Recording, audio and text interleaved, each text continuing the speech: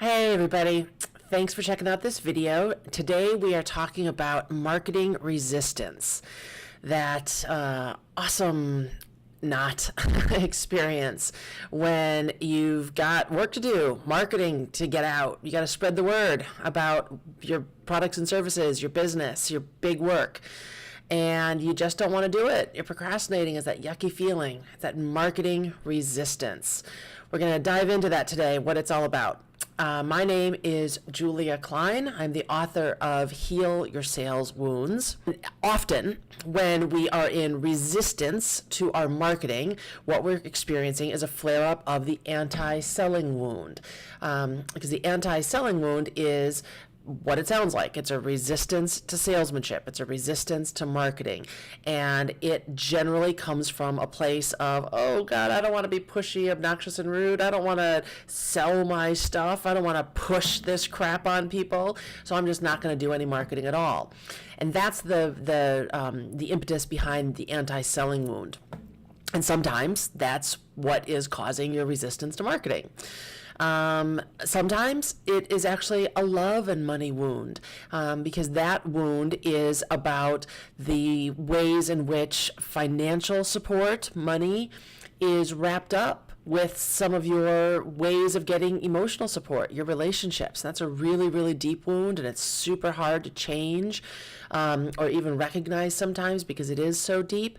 But sometimes when you're resisting doing your marketing, it's because, oh my gosh, if I succeed, I might rock this relationship that I'm in, whether it's a relationship with your significant other or with your parents or with your siblings or whoever it might be. So often the relationships that we find ourselves in have sort of an unspoken agreement about how much each person will contribute in terms of financial support and in terms of emotional support. And if all of a sudden you start bringing in a lot more financial support, all of a sudden that changes the dynamic of the relationship. And so sometimes when we're resisting our marketing, that's what's going on. But I myself, if you have been following my work for a while, you know that the big wound that I suffer from is the visibility wound. And people are often surprised by this. People who know me well think, oh my God, how can you have a visibility wound, Julia? You are a best-selling author and you make these videos and you're out there and you speak and like you're one of the most visible people I know. How can you have a visibility wound? Yeah.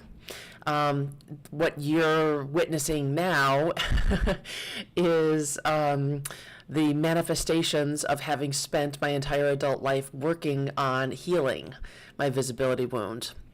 And actually, I published my best-selling book in January of 2013. The book is called The Entrepreneur's Guide to Sleaze-Free Selling. You can buy it on Amazon. It's also, if you want a signed copy, you can pick that up on my website, juliakline.com.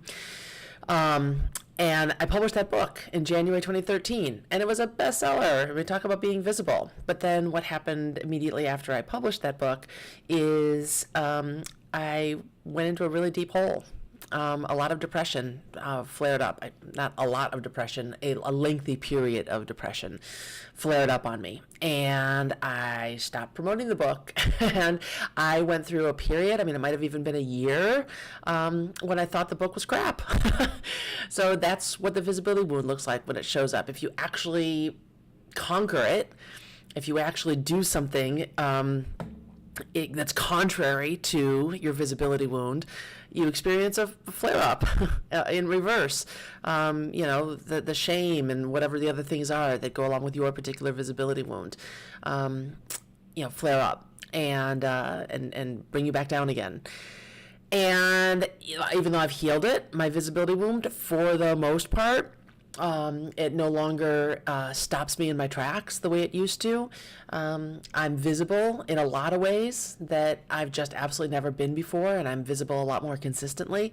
It still flares up on me. And just recently, in the last few weeks, I've experienced it. I've noticed it. I've on 2 different occasions in the last couple of weeks, I have done a round of promotion for a variety of things. And each time, the first time, I was doing some promotion around a series of videos that I had just created. And I, put it out there in the world. I'm like, hey, check out these videos that I just created. They're really super awesome. And it was a big deal. And I didn't get as much of a response to those videos as I had been hoping I would get. And what happened is it triggered a visibility wound. The visibility wound is fundamentally about I'm not good enough, or I'm a worthless piece of shit, or who am I to dare to think that I can do this or say this or accomplish this or whatever. And in my case, it's very much tied to this first visibility flare up that I'm describing was tied to feelings when I was a little kid of not getting enough love, specifically from my dad. And I had this idea when I was a little kid that if I wasn't getting enough love from my dad, if he wasn't giving me enough attention, what it meant is that I had done something wrong. And in my little kid mind, I thought to myself, well, if I just figure out what I did wrong and then fix it, all of a sudden Daddy will love me again. And I realized that the same pattern was playing with regards to these videos that I had released. I wasn't getting the love that I had hoped I would get. And what I caught myself saying in my head was, I did something wrong. I did something wrong. I did something wrong. I was thinking that I had the copy was bad, or the funnel was bad, or my call to action was wrong, whatever. I was just like banging my head. What did I do wrong? What did I do wrong? What did I do wrong? What did I do wrong? How do I fix it? How do I fix it? And it took a minute. And I had to, a minute. It took a day, of really being aware of the really, really yucky feelings that were going on, and noticing that, like, okay, this is, I've been doing this long enough that I recognized that it was not anything, it wasn't an actual, the thought process going through my head was self-defeating. Like, I wasn't getting anywhere, If it was just a plain old marketing problem, if I had, in fact, not designed the funnel well, I would have figured it out, right? If it was just a marketing problem. But the fact that I was stuck and I kept worrying and just my wheels in the mud, right? That was my clue that this is not a surface level marketing problem. This is deeper. This is a belief problem. This is a wound, and I realized, because in my case it's always a visibility wound. I thought, oh, okay, I've triggered my visibility wound. And when I realized, I hear the message. I hear what I'm saying to myself. I was able to quiet and hear what I was saying, and listen to it for what it was. It was, I did something wrong. I did something wrong. I need to fix it. If only I can fix what I did wrong, I will, experience success. I'll get the response that I wanted. And I recognized that that's a pattern. That was a thought, a thing that I would say to myself. I recognized it from the past. Like, oh, that's what I used to say when I was a little kid, and I thought that my daddy didn't love me enough. And it just made me realize, oh, okay, right. I didn't do anything wrong. Just like when I was a little kid, I hadn't done anything wrong, and there certainly was nothing for me to fix. It was his problem. He had his issues, and whether he was or wasn't, with my father, it was never that he had stopped loving me. It was that he sometimes wasn't able to show it. So I extrapolated that to my current situation. I realized, okay, so first of all, it's not that my audience doesn't love me.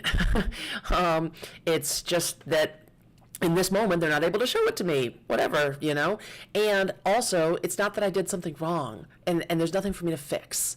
It's just in this moment, it's just not going to happen. And once I got that, it just relaxed, and everything felt better. And I was able to shift, and because while I had been in that pattern of wheels spinning in the mud, And what do I have to fix? What do I have to fix? What do I have to fix? Nothing was being accomplished.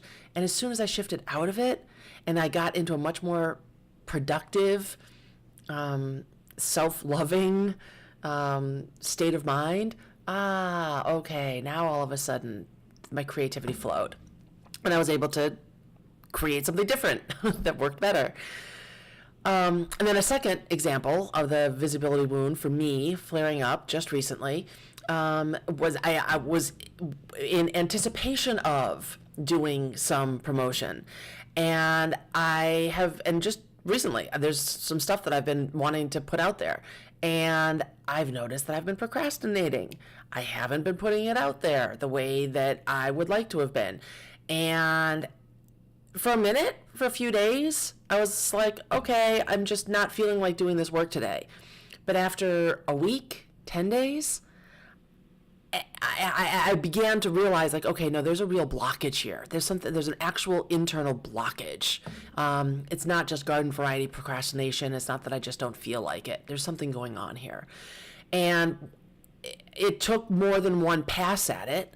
I had to quiet myself and kind of tune in and listen to my guides more than once. But what I finally got is, oh, this is related to my teenage self. There's something about my teenage self that is stopping me right now. And through a process of internal investigation, I realized, oh, right, my teenage self felt very unpopular. And my teenage self felt that no matter what she did, she couldn't get anybody to like her. And so here I was as my adult self thinking about wanting to do some promotion, which is kind of like the adult version of a popularity contest, right? I'm wanting to put some stuff out there and I'm wanting a lot of people to like it. And I was having, and on a practical level, on a marketing level, I was thinking, what am I going to do? What channel am I going to use? How am I going to do this? Where am I going to get the eyeballs from for this particular promotion? And it basically just triggered my 15-year-old fears about no matter what I do, I can't get the popular kids to like me. My visibility wound, I'm not good enough. People don't like me. I'm no good. Therefore, I should just go hide in a corner, bury my head in the sand, not even try, because I'm a worthless piece of shit. So, and once I realized it, like, oh, okay, now I can shift. Now I can do something different. Now I can, even if I don't know for sure exactly what exactly I'm going to do to promote this latest thing, I know for sure it'll work out, right? Because I'm no longer plagued by the self-limiting belief, the wound from my 15-year-old self that had beliefs about my worthiness and my ability to attract an audience that had nothing to do with my adult professional self and my ability as a coach and business person and speaker to attract an audience, right? Completely unrelated. But deep in the recesses of your psyche, you don't know that they're unrelated until you do. So that's what I had to say today about resistance to marketing. And if this is intriguing to you and you would like to explore it further, I encourage you to think about booking a sales wounds deep dive with me. That is a one-off coaching session that I offer that is an intuitive, deep, fast exploration that allows me to get to the bottom very quickly of what wound it is that is flaring up for you and stopping you.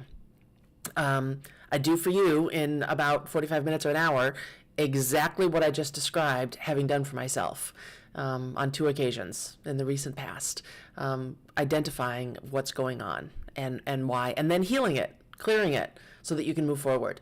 And you can go to my website, juliakline.com, and click on the tab for products and services. And from there, you'll see the Sales Wounds Deep Dive.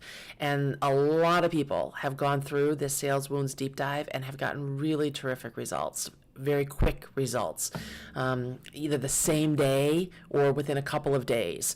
Getting a phone call that turned into a $500 teaching gig, or booking a $1,200 client.